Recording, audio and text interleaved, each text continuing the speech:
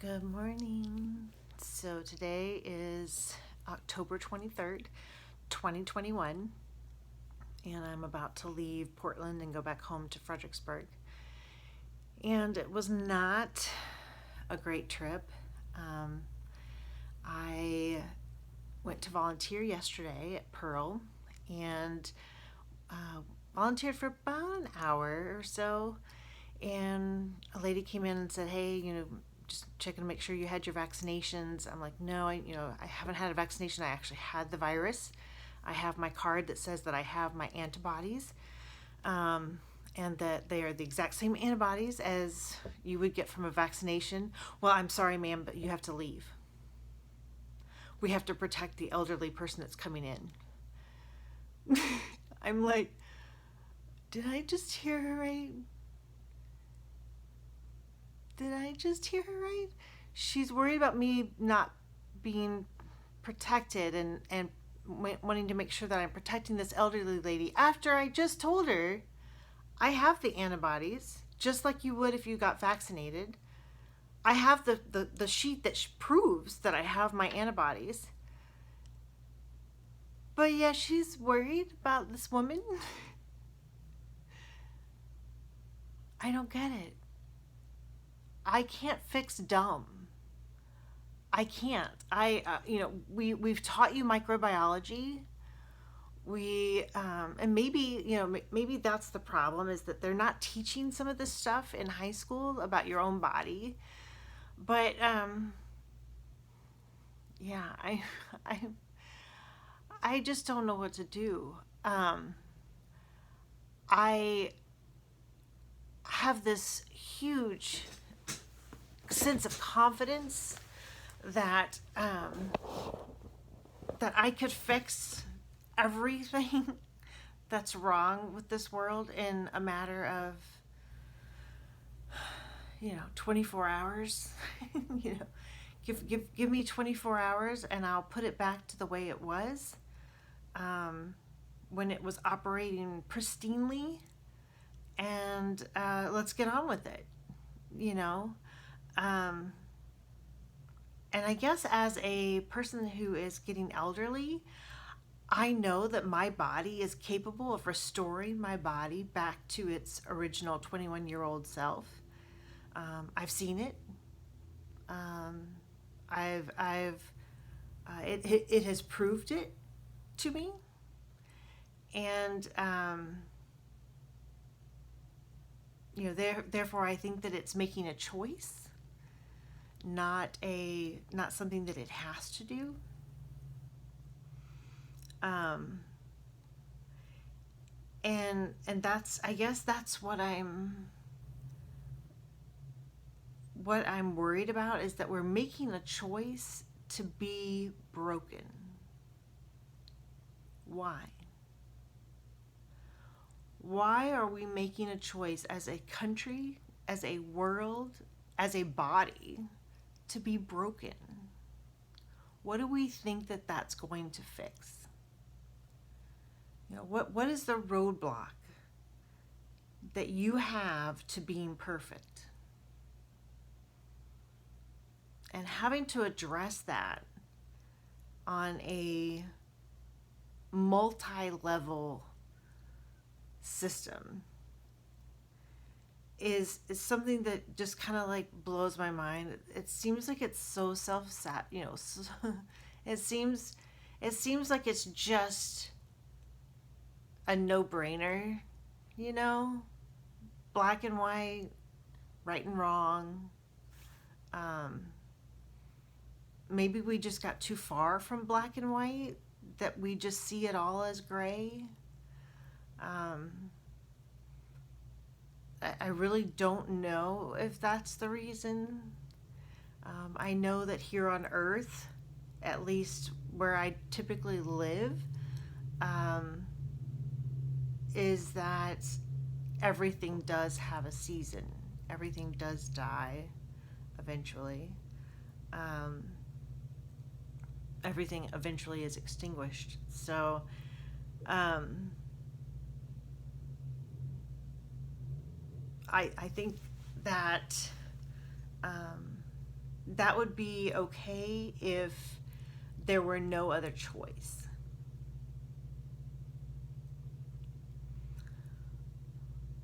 You'd have to accept it and move on and get on with your life.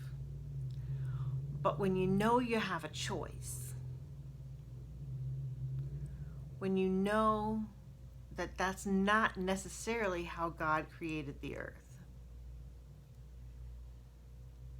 that is actually a twisted version of how creation worked, then you start to be discontent with the way that the world is, and the way that your body is, the way that your government is, the way that your country is, the way that your world is, because you know their potential. It's like having a child who is brilliant, absolutely brilliant, but they lack something that keeps them from becoming everything that they potentially could become. You know? It reminds me of that Jurassic Park movie where they say, well, we deny them the hormone that allows them to proliferate.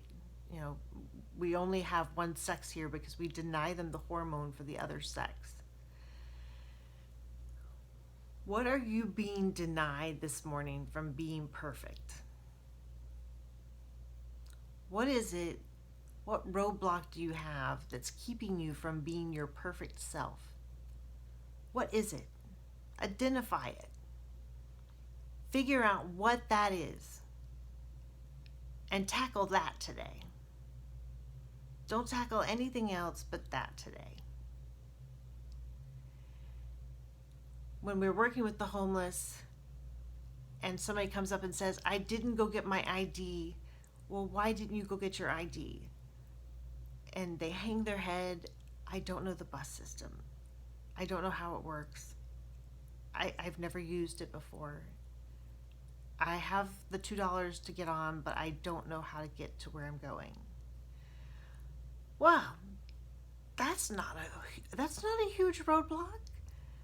I'm going to give you the $2 and you're going to go ride the bus with no destination in mind. You're just going to go get on the bus and ride around.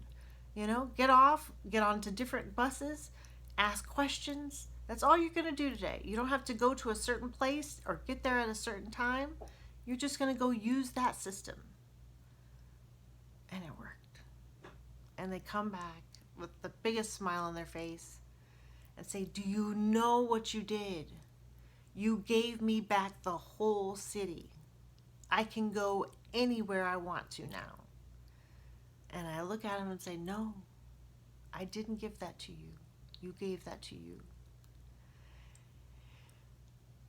Building tiny houses for homeless people is the stupidest plan you could possibly have.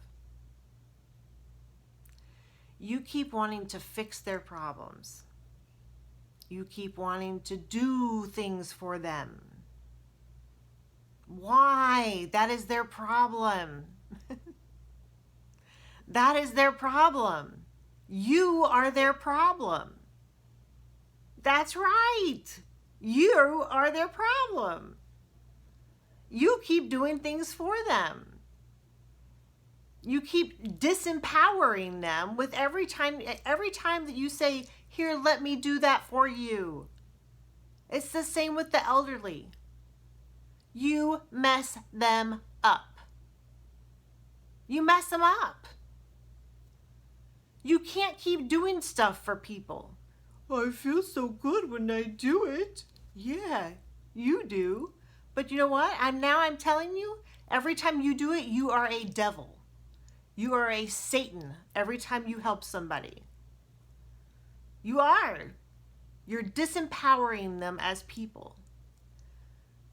Paying for somebody's Starbucks in line, yes, it gives them a great feeling, a wonderful feeling, a taste of what it's like for somebody else to do it for you. Don't do it. Don't do it. You felt great, right? They felt great, right? It's like feeding the wild animals. A taste of it, yeah, it's probably not going to hurt anybody. You do that on a regular basis and everybody start doing it, you got people that won't work, people that won't get out of bed, people that won't do anything. They basically become invalids. I watched it with my grandmother. I've watched it in nursing homes. I've watched it with the homeless people. Don't disempower them. If you want them to have a house, you have them work for it. I can't tell you how many jobs I've seen in Portland. Cleaning up the trash, OMG. Put those guys to work cleaning up their own trash. Give them some bags, some stuff, and say, here, I'll pay you $12 an hour, $15 an hour, whatever the living wage is in Portland. 17 bucks an hour. Here's your stuff. Come back with 20 bags, and I'll give you a certain amount of money per bag. These people need to know that they can care for themselves. I sent a plan over to the mayor.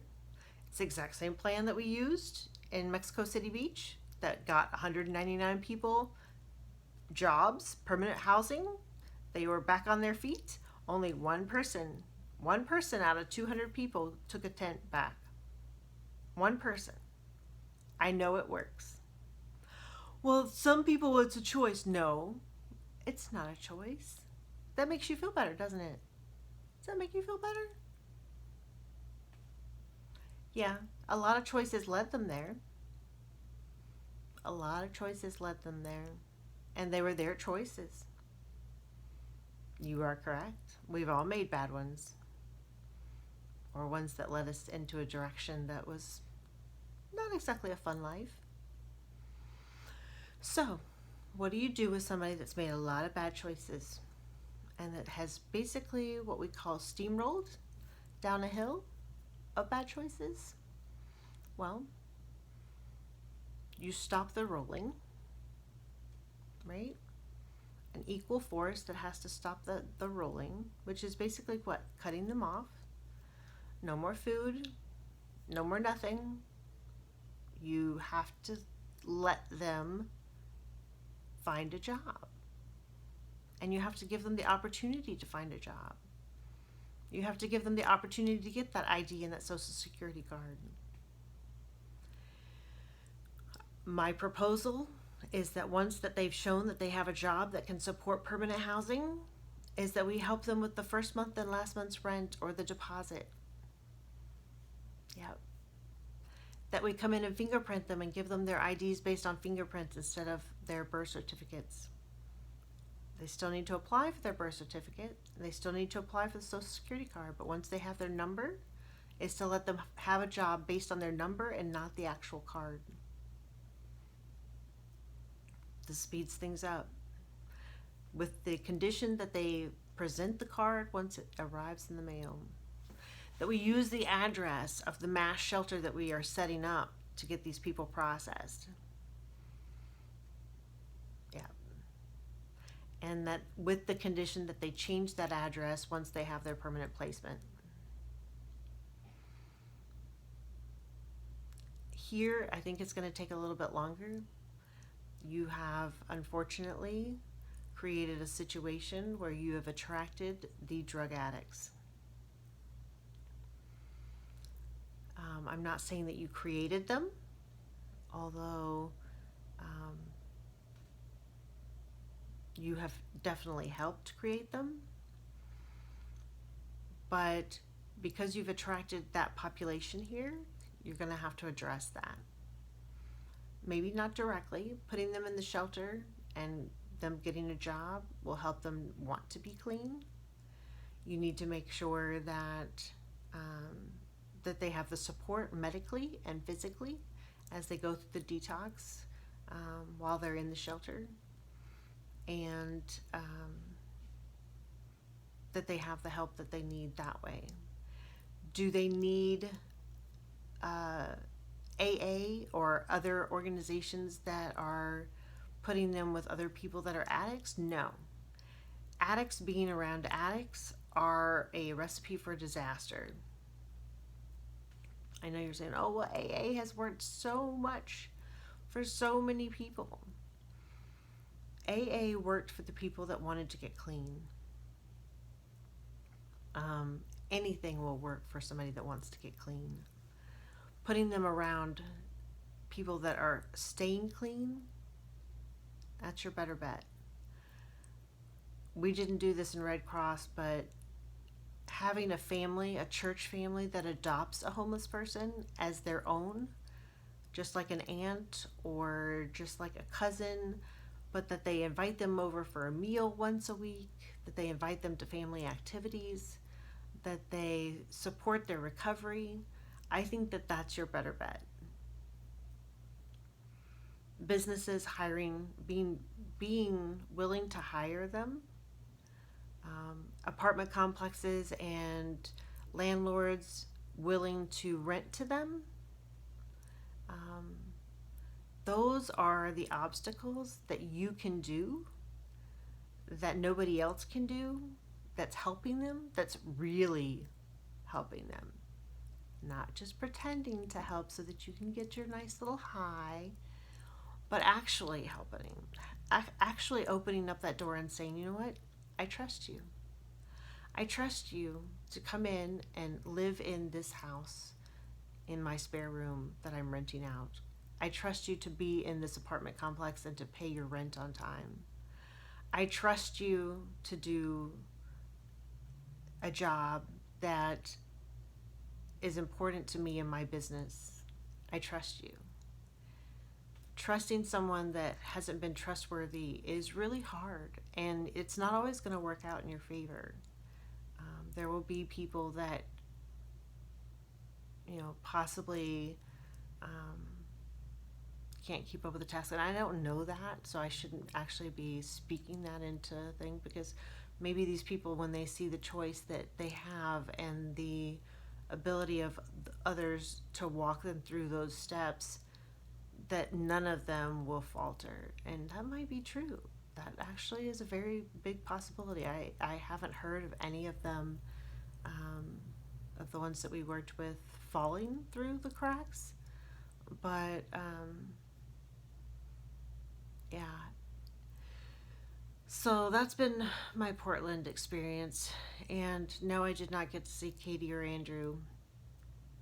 I texted Katie throughout the whole trip, but she refused to see me. Andrew, I didn't have any contact with or texting. I haven't texted him really since I outed him on Facebook. And I want to tell you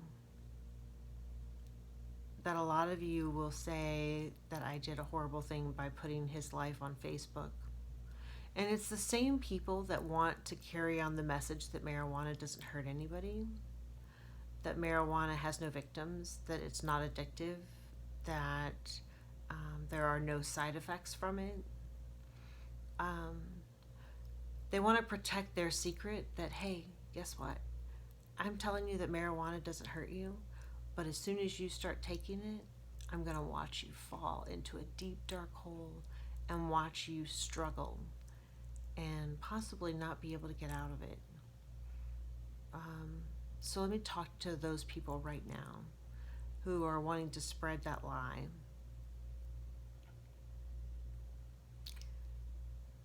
You are participating in a process that is similar to Hitler, and will probably have as many victims as Hitler created. Marijuana is a plant. Digitalis is a plant. Most medicines come from plants, but if you take them when you're not sick, you will become sick.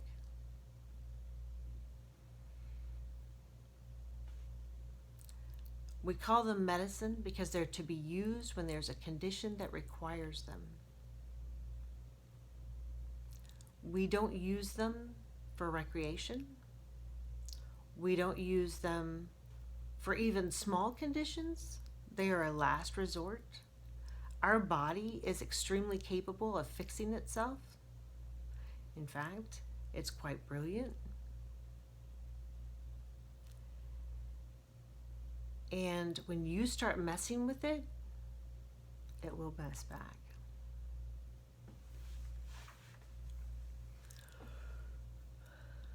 I am going to try and maintain my calm while talking to you, but I'm coming after you in a big way. And this grandmother didn't get her grandmother name from sitting down in a bed or from rocking in a rocking chair. It's not how I got my name. Just letting you know. So, you have a wonderful day. Make decisions that put you on a path that you want to be on forever, because you've got forever to go.